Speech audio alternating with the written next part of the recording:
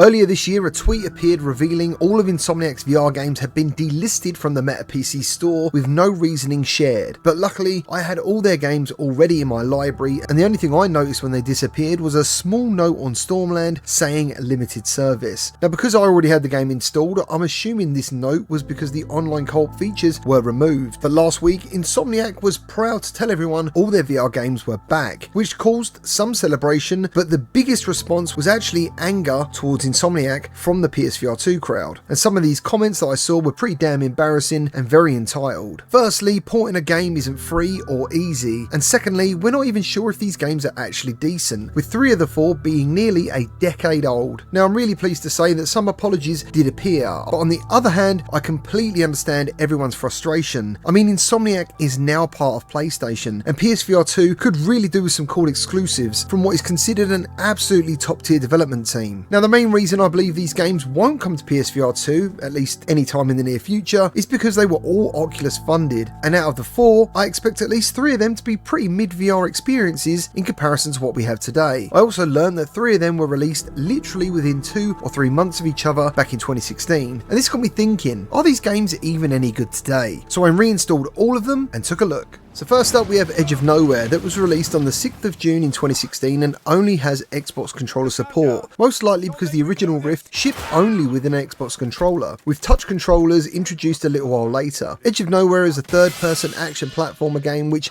unfortunately doesn't have any graphical settings at all, so now it does look pretty dated, especially in terms of resolution. I've actually already played this one, unlike the next 2 games coming up in a minute, so I already knew this game was pretty decent. But decent for me back in 2019 could be very different to what's decent now in 2025. But aside from the fact you cannot control the camera with the right joystick, it actually feels pretty excellent to play, and it took me by surprise how much I was immersed, mainly due to the story and the action. It's a bit like Tomb Raider but has some sort of alien horror vibe going on. The action's pretty cool with lots of jumping, using pickaxes to scale massive walls of ice that crack and break, a shotgun and melee attacks, plus it's pretty fast paced with lots of cinematic moments, and even though it only uses controllers, it felt pretty great to play, and I'll definitely be going back for some more.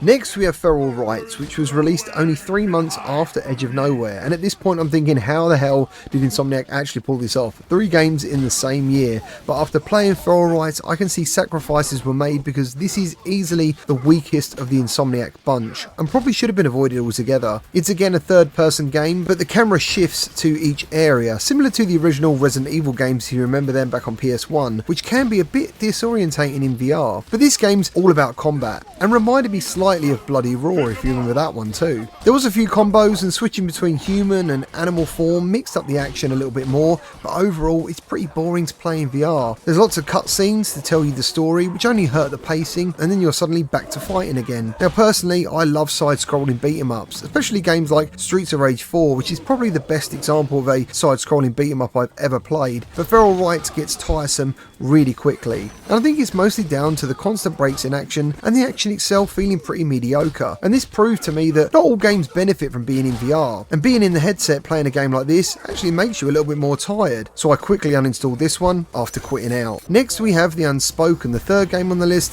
and I've never played this one before or even heard of it, but this was easily the best of all 3. The graphics were fantastic, and the artwork was awesome and clearly, once upon a time, a very big deal. When you get into the campaign, you see a letter on a desk showing you there was a VR tournament which had a $220,000 prize pool, which is absolutely insane. The Unspoken is all about timing, positioning and using the right magic at the right time. The dark atmosphere, the use of colour and the beautiful city with destructible environments was like being inside a comic book. There was magic gestures and a pretty cool story to get involved in.